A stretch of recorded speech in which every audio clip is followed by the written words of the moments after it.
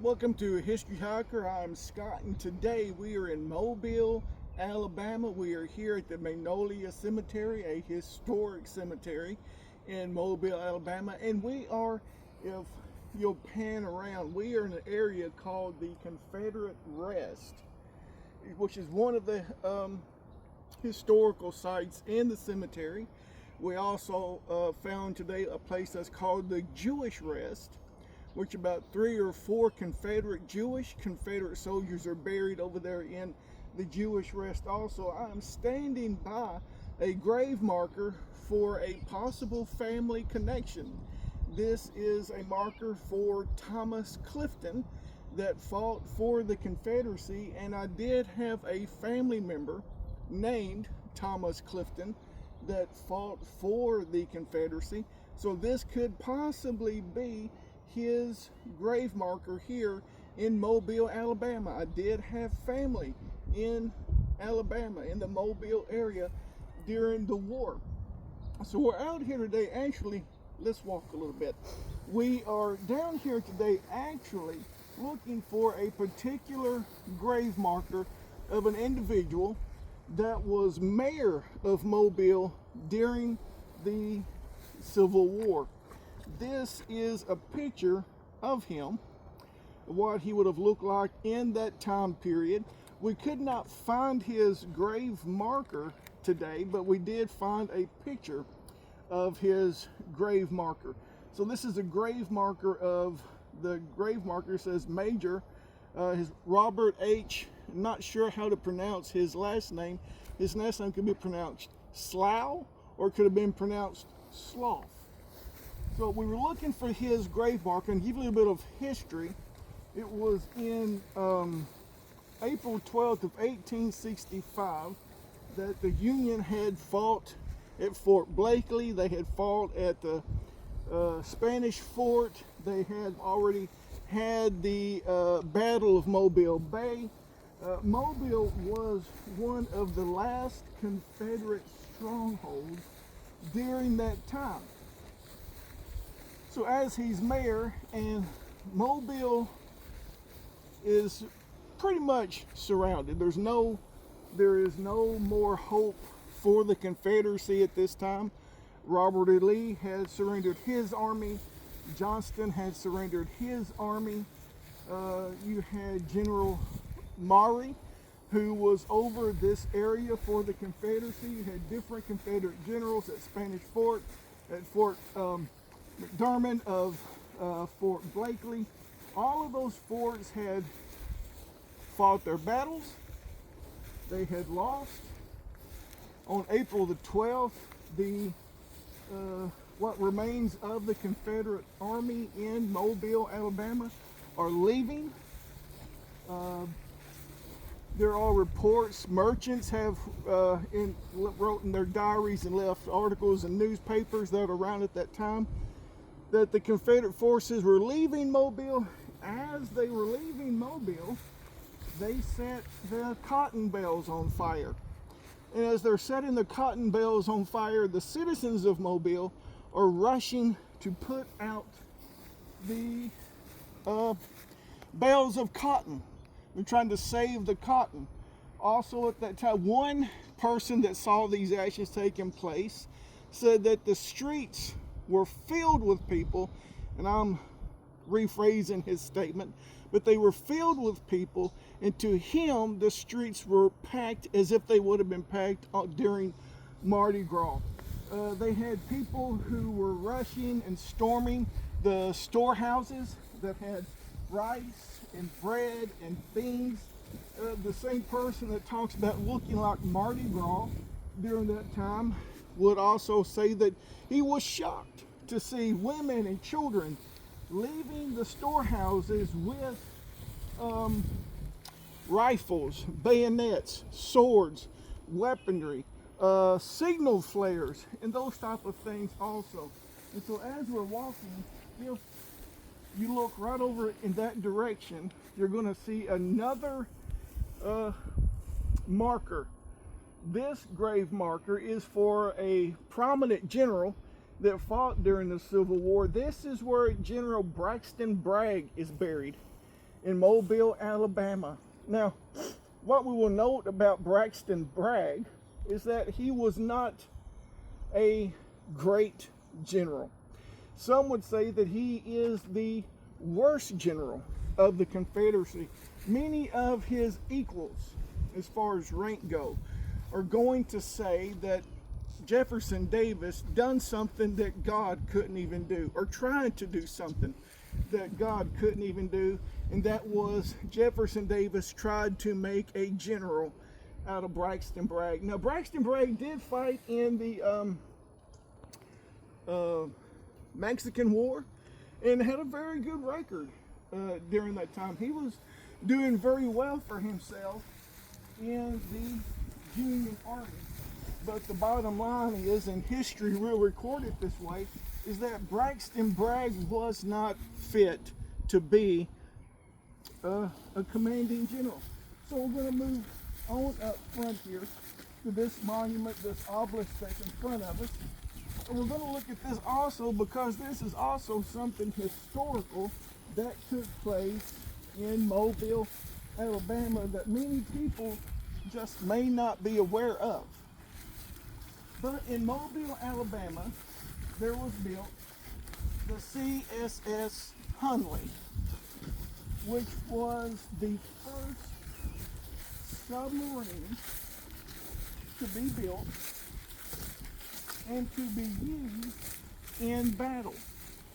And so this monument is erected here in Mobile, kind of in memory of the soldiers that died on that submarine just off Charleston Harbor. Attacked the ship. They don't know what happened to cause the Hunley to sink, and we can look into that a little bit more at a later time. But I wanted to show you this monument that is erected to the soldiers that died on the Hunley in the during the Civil War. Now, the interesting thing is that not far from here, we are close to downtown. If you don't know anything about Mobile, we're close to downtown. There is a hotel called the Battle House. The engineer and some of the builders of the Hunley stayed at the Battle House during the Civil War. And we're just going to make a circle, walk back around to the vehicle. So Mobile is full and rich of history, even in for the Revolutionary War, for the Battle of 1812, the War of 1812.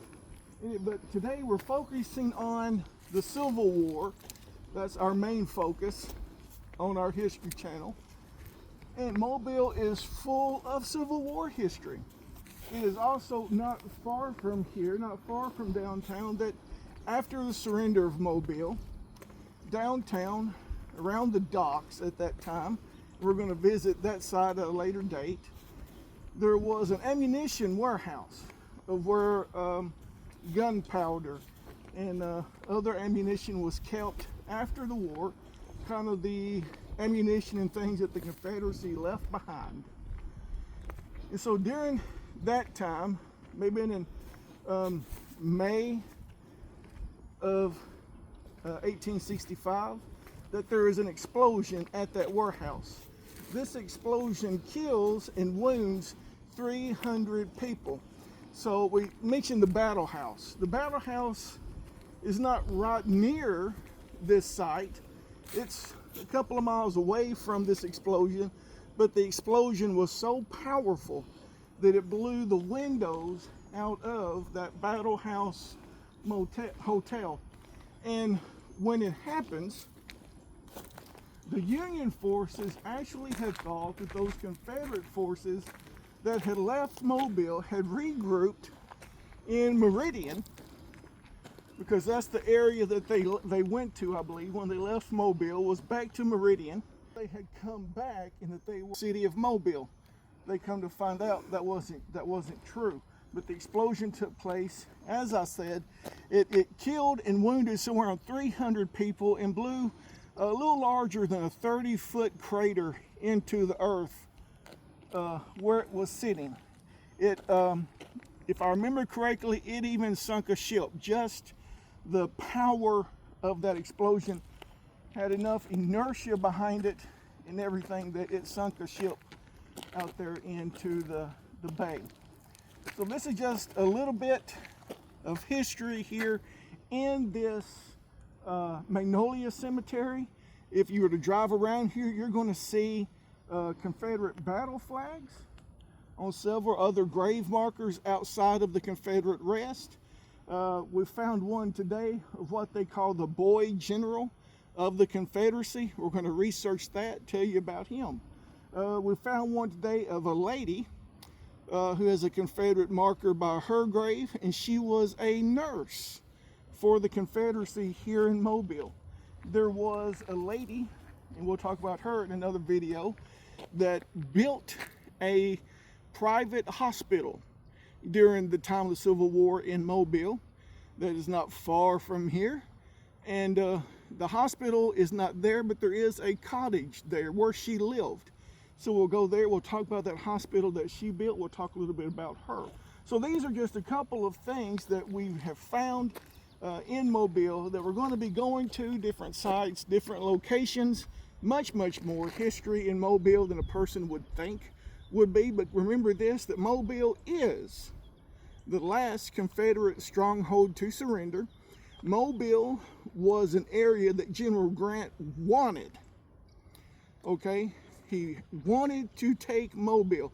Now, Grant didn't take Mobile himself. Grant was the commander, the general of the entire Union forces at this time. General Canby is the general that is directing this, and several times before Mobile was surrendered, Grant would telegram Canby, tell him to move, and to get and to take Mobile. So when you look at the Civil War, you think of Gettysburg, you think of the Battle of Franklin, you think of Vicksburg, these large areas, but Mobile was one of the larger cities in the Confederacy, one of the major cities of the Confederacy because of its location, and Mobile was more protected than any other Confederate city at the time during the Civil War as it was winding down.